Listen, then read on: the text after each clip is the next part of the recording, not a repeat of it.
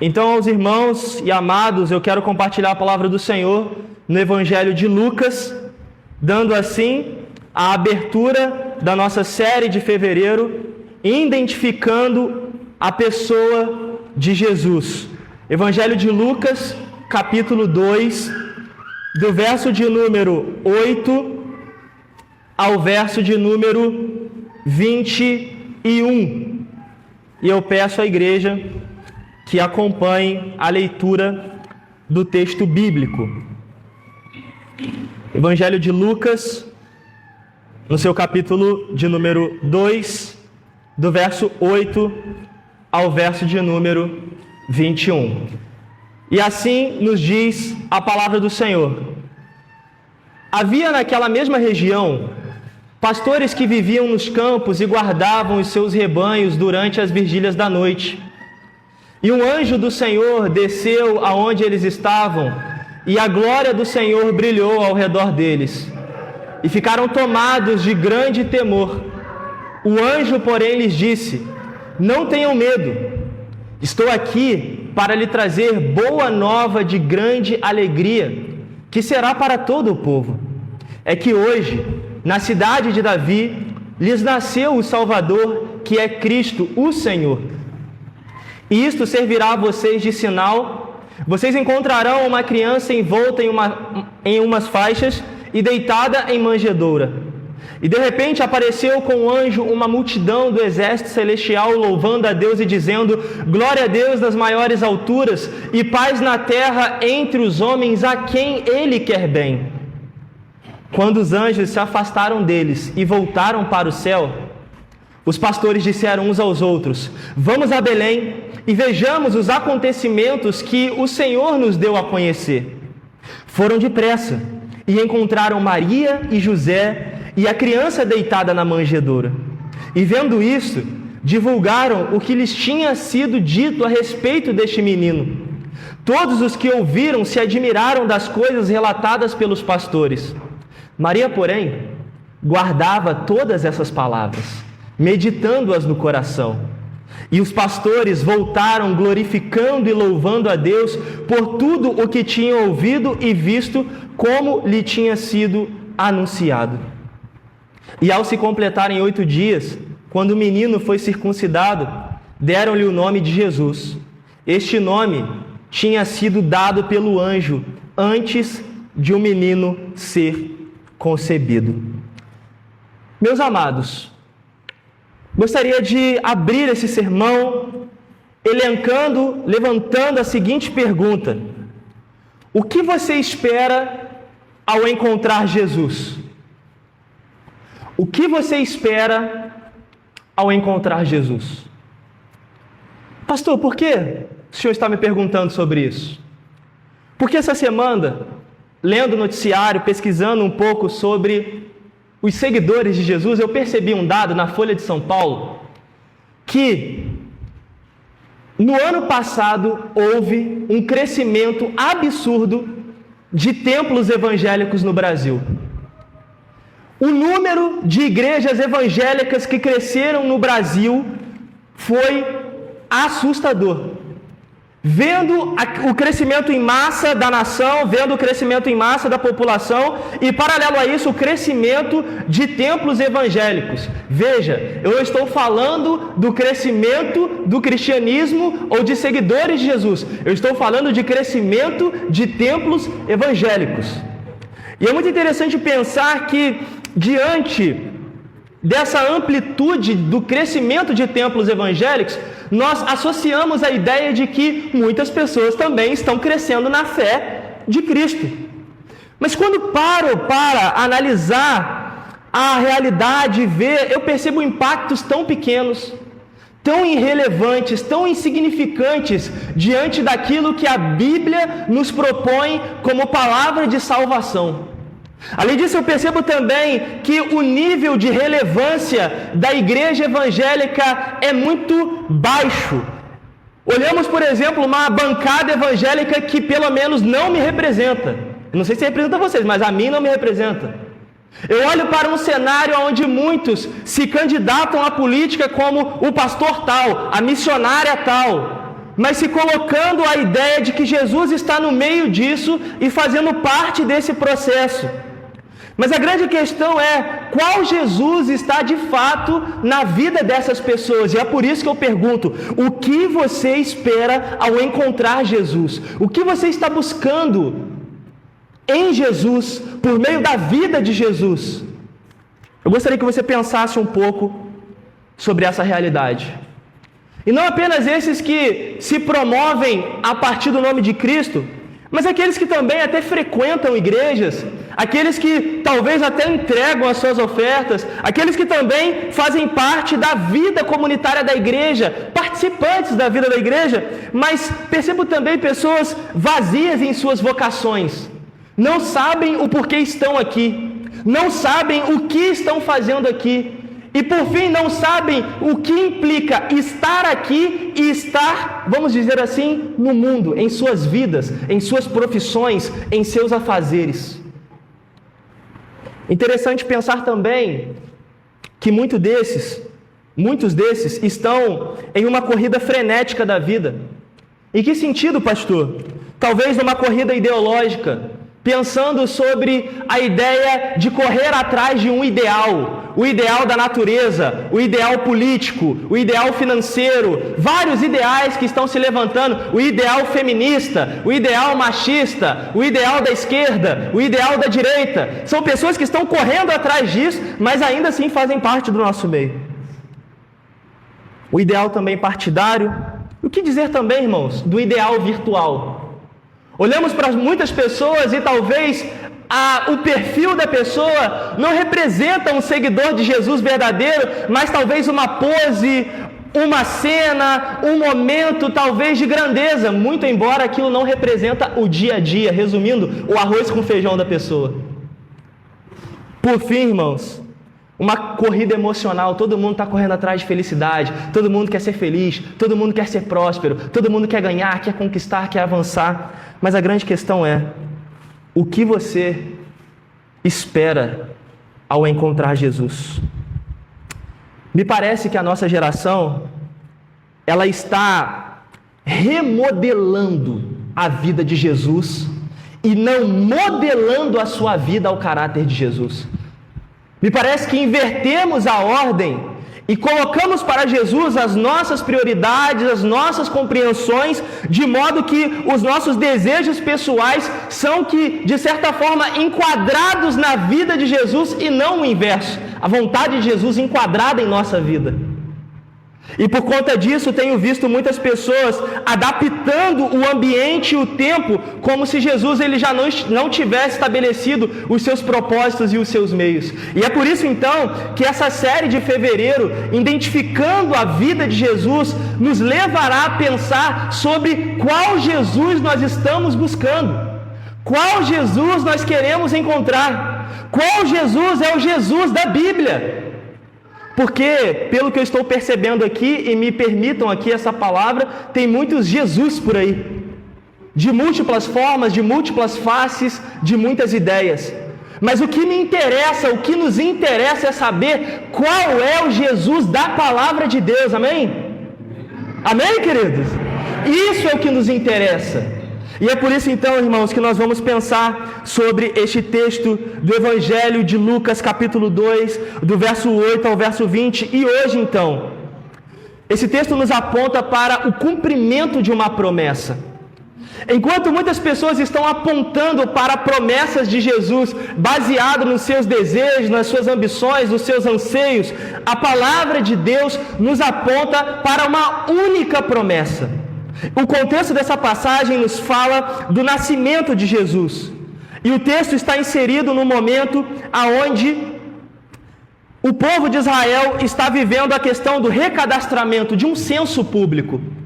E assim, José, Maria, Jesus ainda no ventre, eles ali estão vivendo esse processo de mudar de um lugar para o outro, porque a promessa apontava para o nascimento de Jesus em Belém. E nesse sentido, queridos, a palavra de Deus nos dá a ideia de pensarmos que o Senhor estava movendo os processos, as circunstâncias, para que Jesus então pudesse nascer em meio aos desafios e também ao meio da simplicidade. Não há glamour no nascimento de Jesus. Não há glória no sentido perecível, material. Não há. Jesus nasce numa manjedoura. Não tinha hospedaria. Não tinha lugar.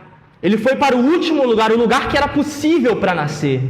Já perceba que a vida de Jesus já coloca para nós aqui desafios, simplicidade, humildade. E não isso que o mundo está formatando a respeito de Jesus. Além disso, o contexto da passagem vai nos levar que José e Maria estavam numa viagem e eles então para nascer, e aqui nós vemos a semente da mulher, Jesus, o Filho de Deus. Lá de Gênesis capítulo 3, quando a mulher, ela peca, e assim o Senhor, juntamente com Adão, o homem, ambos pecaram, e assim o Senhor promete que da semente da mulher viria um varão, um homem, que esmagaria a cabeça da serpente, e ele então chegou nos tempos de Israel, conforme o registro de Lucas capítulo 2. E ele é aquele que é da tribo de Judá, que é da descendência de Davi. O rei chegou para governar a vida do seu povo. E quando nós olhamos o relato, nós observamos uma manifestação da glória de Deus por meio da vida de José e Maria, mas sobretudo os anjos manifestando a glória para os pastores. E os pastores então recebem a revelação de que o menino estaria no lugar tal, vivendo aquele momento, e que eles assim deveriam entender que o anjo estava entregando uma boa nova de grande alegria, é que lhes nasceu o Salvador. Cientes, irmãos, deste contexto, a passagem então nos aponta para duas situações apenas: Jesus como Salvador e Jesus como representante do seu povo. Então, por mais que a nossa geração tente modelar Jesus ou remodelá-lo, ele só tem um único objetivo: salvar o seu povo e representar o seu povo diante de Deus. Sendo assim, hoje, vendo a vida de Jesus, nós veremos aqui, irmãos, a manifestação angelical aos pastores e o que essa história nos ensina e como nós podemos aplicar este texto no nosso coração. Portanto, eu quero dividir esse texto em duas cenas. A primeira cena eu quero chamar da cena da revelação, porque na primeira cena nós vemos os anjos revelando a mensagem aos pastores. Perceba, quem revela a mensagem? Os pastores ao anjo ou os anjos aos pastores? Vamos lá? Quem revela a mensagem? Os anjos de Deus revelam a mensagem aos pastores. Eu quero já frisar isso de antemão, porque a nossa geração parece que ela quer revelar algo para Cristo. Você tem que ser assim, você tem que se enquadrar nisso, você tem que fazer isso para mim, porque eu preciso disso. Mas não, a palavra não fala isso. A palavra nos fala que a revelação vem de Deus para o homem. E veja bem o teor da revelação do Senhor aos anjos. O texto nos fala no verso de número 8, e eu peço à igreja que leia o verso de número 8, 9 e 10. Havia naquela mesma região pastores que viviam nos campos e guardavam seu rebanho durante os dias da noite. E um anjo do Senhor desceu aonde eles estavam, e a glória do Senhor brilhou ao redor deles, e ficaram lá gigante tremor. O anjo, porém, lhes disse: não temais, eis aqui vos trago boa nova de grande alegria, que os será para todo o povo.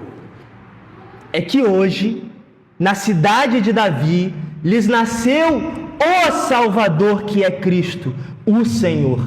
Perceba, irmãos, que a revelação do Senhor, de Deus, por meio dos anjos, aos pastores, apontam para o único objetivo de Jesus: salvar a humanidade. Eu gostaria de frisar isso sobre a vida de Jesus. Aqui nós estamos fazendo o quê? Identificando a vida de Jesus. Portanto, a vida de Jesus aponta para a salvação. A vida de Jesus aponta para o Salvador que nos nasceu e nasceu para trazer resgate, e resgate bem como também preservação. Ele nasceu para nos resgatar dos nossos pecados, nos trazer do império das trevas para o império da luz, porque somos descendentes de Adão, quebramos a aliança de Deus, pecamos, transgredimos, mas agora, diante de Jesus, os nossos pecados, aqueles que confessam, recebem o perdão do Senhor. Portanto, o Senhor, Ele veio nos salvar e veio assim resgatar as nossas vidas dos nossos pecados mais tenebrosos. Nós precisamos entender qual é o significado de Jesus e a proposta dele. E é por isso que na introdução eu fiz a seguinte pergunta: o que você procura encontrar em Jesus?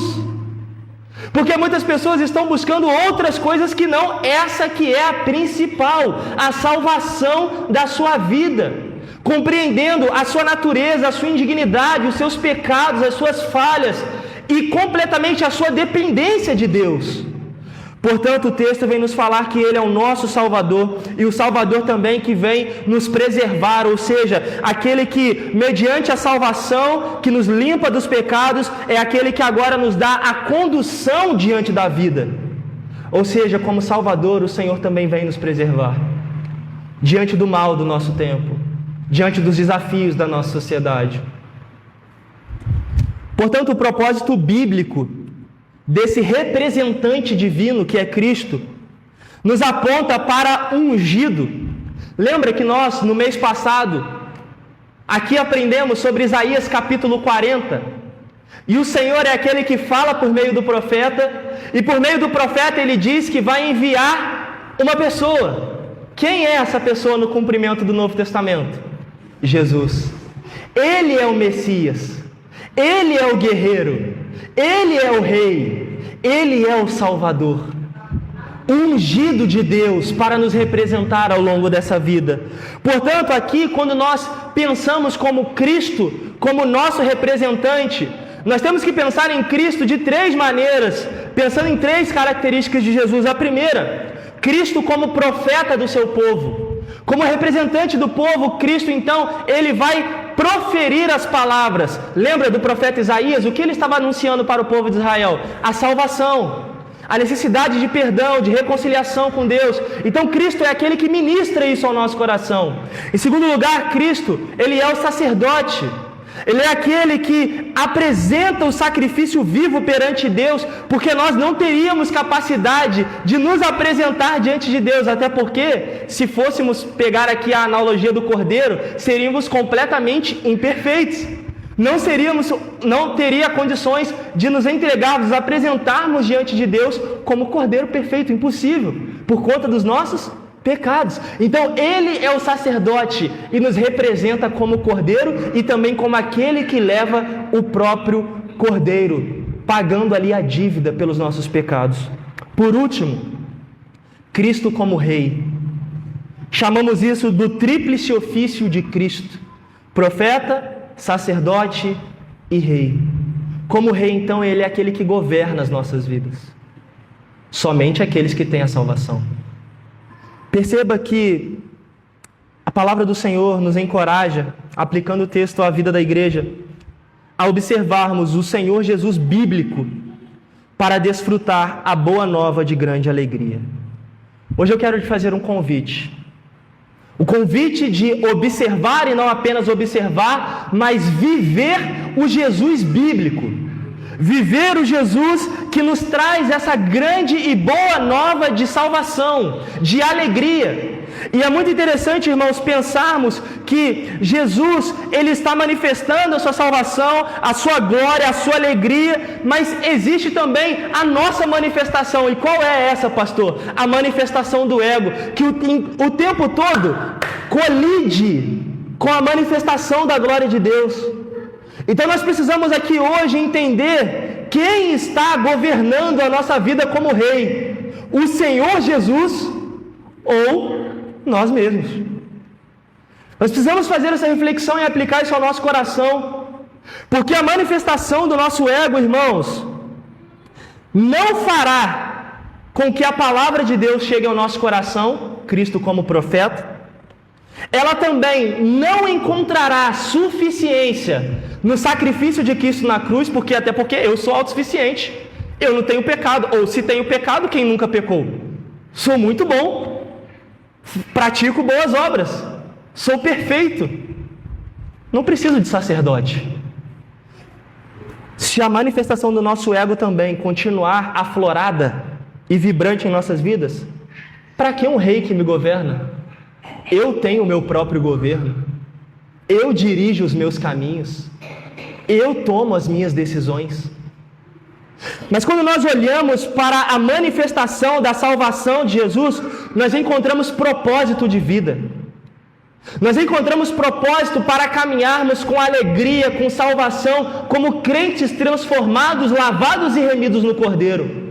E há uma grande diferença quando nós observamos a massa que está crescendo, que está construindo templos, que está avançando, pessoas vazias, sem propósitos, sem sentimento, sem envolvimento com a igreja, sem senso de comunidade, que enxergam a igreja como algo opcional. Vou na igreja hoje, participo da ceia, mais 3 domingos, estou viajando, estou curtindo a vida, estou adorando a Deus na praia, estou vivendo a minha vida. Até porque, né, pastor, eu tenho que cuidar da minha família também, né?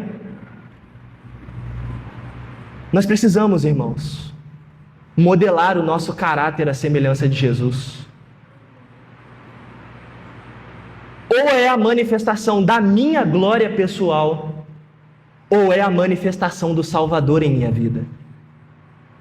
Quando a manifestação do Salvador está diante de nós, nós pensamos também que nós recebemos uma herança. Nós temos um propósito porque saímos da morte para a vida, e nós temos uma herança porque a recebemos do Senhor Jesus. Ou seja, a herança que era a ira de Deus sobre mim por conta dos meus pecados, agora eu tenho a herança da salvação e dos benefícios de viver essa salvação. Então a minha herança é de alegria, a minha herança é de satisfação, a minha herança é de contentamento, a minha herança é da glória de Deus manifesta em minha vida. Percebem a diferença? Por que muitas das vezes ainda as pessoas vivem aqui, participam da comunhão do culto, mas estão tão vazias, não conhecem Jesus, não entendem a proposta de Jesus, o que Ele exige de nós. Por último, a manifestação da glória de Deus nos aponta uma jornada segura, diante das alegrias e também diante das tristezas que nós temos ao longo dessa vida. Nós precisamos pensar, irmãos, o que nós queremos ao encontrar Jesus. Gostaria que você saísse com essa pergunta hoje aqui na sua mente, martelando a sua vida a semana toda. O que você está procurando em Jesus?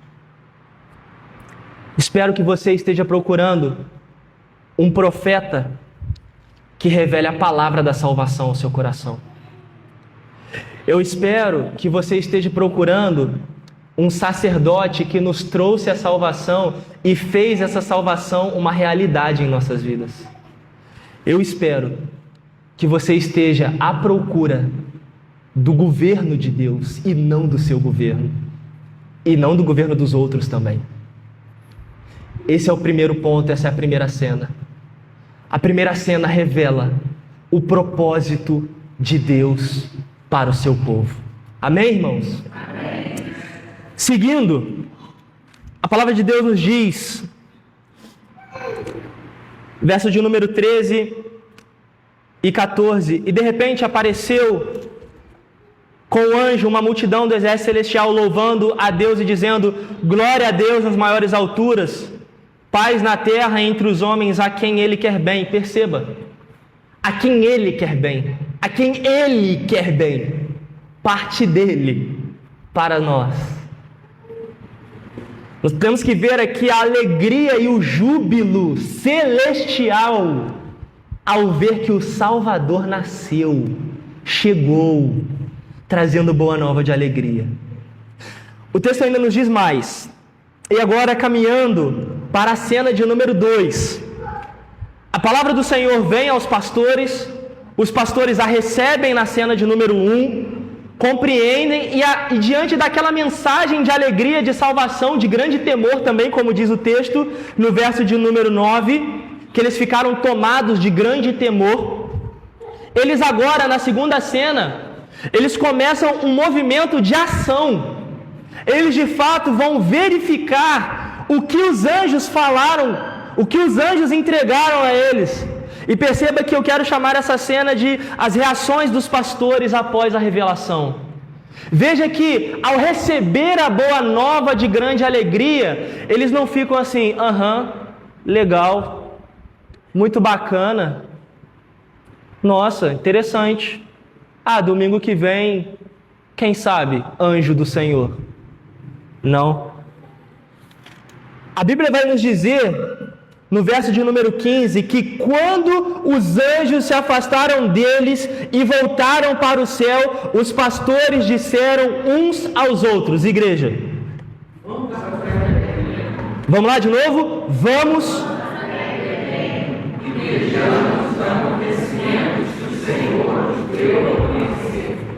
Verso 16. E acharam Maria de José e a criança deitada na manjedoura. 17.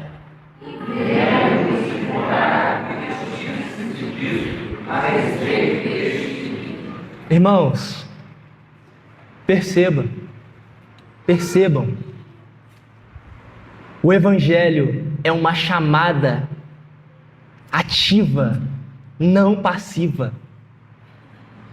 Esses homens foram tomados pelo encontro com o Senhor, de modo que eles reagiram à mensagem. E é por isso que eu falo, queridos, que quando o verdadeiro Evangelho toca o nosso coração por meio da manifestação do Senhor, não é possível ficar parado. Não é possível se entregar ao movimento do Evangelho. Não é possível ficar estático diante de tamanha glória. E é por isso que eu estou falando, irmãos. A reportagem nos disse lá da introdução que templos estão crescendo, o número está avançando, as pessoas estão avançando na fé evangélica, mas eu não consigo ver a manifestação da glória de Deus na vida dessas pessoas. De uma mensagem de transformação, de impacto, de vida, de arrependimento, de choro pelo pecado, de compromisso com o reino. Muito pelo contrário, eu vejo passividade, eu vejo um movimento de que, quando der, se for possível, vejo na minha agenda. Mas percebam a atitude, a reação dos pastores. Nós vamos aqui abordar ponto a ponto. Primeiro, eles se preparam para ver os acontecimentos. Primeiro, envolvimento. Ao receber a mensagem, eles se envolvem. Segundo, eles foram depressa, ou como a versão de vocês falam, apressadamente. Irmãos, apressadamente. Vocês sabem o que é apressadamente. Imagine você correndo atrás de um ônibus. Imagine você, querido, atrasado para o trabalho. Você sabe o que é apressadamente.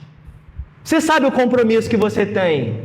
Que se você chegar atrasado, o seu pontinho lá vai ser descontado, seu salário vai ser penalizado. Você sabe disso. Apressadamente. Portanto, o Evangelho, a mensagem, ela não foi colocada para amanhã, para depois. Apressadamente eles foram ao encontro. A palavra nos diz mais que, ao chegarem no local, eles divulgaram. Então eles tinham a prioridade de ir e a prioridade também de divulgar. Muito interessante do que a palavra havia reverberado ao coração. Nós vemos aqui interessante que Maria, ela é impactada com tamanha revelação. E ela então passa a investigar de um modo profundo, meditando no coração, tamanha alegria, tamanha manifestação da glória de Deus diante da salvação de Jesus, seu Filho. E o texto ainda nos encerra aqui dizendo que eles, os pastores, após a revelação, o anúncio, a divulgação, as pessoas receberam a palavra admiradas e eles assim então voltam para as suas atividades, glorificando e louvando a Deus por tudo que tinham ouvido e visto e como lhes tinham sido anunciado. E olha que interessante, se lermos o verso de número 8, é o que vamos fazer, A palavra diz: havia naquela mesma região pastores que viviam no campo e guardavam os seus rebanhos. Veja bem, não eram pastores ociosos, não eram pessoas à toa, eram pessoas que tinham suas obrigações, os seus compromissos, a sua realidade de vida, mas ao receber a mensagem, eles deixam aquelas prioridades que se tornaram secundárias e abraçam o Evangelho e se apontam para ver o que aconteceu, para divulgar o que aconteceu, ver o feito do Senhor nas pessoas recebendo a palavra, o Senhor como Salvador, e por fim eles voltam celebrando ao Senhor. O texto ainda nos fala que, passados aqueles dias, Jesus ele foi circuncidado e ele recebeu um nome, porque havia sido destinado a ele por meio dos anjos. Perceba o quanto essa segunda cena, ela nos ensina que, aplicando ao coração da igreja, o quanto o contato com a boa nova de salvação me leva à ação. Ao receber a boa nova de salvação, eu sou direcionado para agir. E não ficar parado, irmãos. Os pastores ouviram, eles viram, eles visitaram com urgência, e eles divulgaram e assim retornaram com júbilo. O que eu consigo aprender diante deste texto e compartilho com a igreja é que esses homens literalmente tiveram disposição a partir do toque do Senhor por meio da mensagem do Evangelho. Eles tiveram disposição para se envolver, eles tiveram disposição para serem urgentes diante da mensagem e, por fim, disposição também para divulgar a palavra de Deus. Portanto, o que a vida de Jesus nos ensina é que Ele é o Salvador, mas que essa salvação, ela não é algo inerte, mas ela é o poder de Deus para a salvação que nos move para a ação. Portanto, hoje aqui nós temos duas grandes aplicações. A primeira é que o Senhor Jesus, Ele é o Salvador da nossa vida, que Ele morreu em nosso lugar, que Ele nos redimiu para uma nova e viva esperança nele, para então vivermos, andarmos, nos movermos ao longo da vida por meio da palavra do Evangelho. Portanto, irmãos, esse texto ele é muito convidativo a pensarmos sobre quais são as nossas prioridades na casa do Senhor. Se é que recebemos a boa nova de salvação. Quais são os nossos anseios ao ver Jesus, ao conhecê-lo? Irmãos, chega aqui uma parte que é cajado, mas é verdade. Como dizem por aí, né? Não é fake, é fato. Bíblico ainda. Não é fato humano não, é fato bíblico. Existem muitas pessoas que dizem que estão ou está caminhando com Jesus, mas, irmãos, lembrem-se da parábola do joio e do trigo. Não compete a mim apontar quem é e quem não é. Não compete a você apontar ou não. Mas digo uma coisa pouco falada na parábola. Compete ao Senhor apontar. Ele vai separar. Eu acho que isso deveria produzir em nós uma reflexão muito profunda. Se recebemos ou não a palavra de salvação. Se respondemos ou não a boa nova de alegria. Se estamos ou não unidos com Cristo. Concluindo a mensagem, igrejas estão crescendo de variadas formas, tipos, costumes, estão crescendo. Mas eu não sei se de fato estão refletindo a vida de Jesus, o que vimos aqui hoje. Mas eu espero que a minha igreja reflita a vida de Jesus, a começar em mim.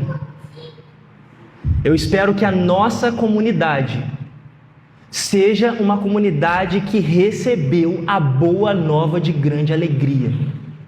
E ao receber essa boa nova, ela avança, ela progride, ela caminha com Cristo. Que no nome de Jesus sejamos fortalecidos pela sua palavra e que não seja apenas por números, irmãos, mas por convicção de que recebemos a boa nova e que avançamos com Jesus respondendo ao chamado da salvação. Que Deus nos abençoe, que Ele nos fortaleça, e eu convido a igreja agora para participarmos da Santa Ceia do Senhor. Convido o ministério de louvor, nós vamos entoar uma música.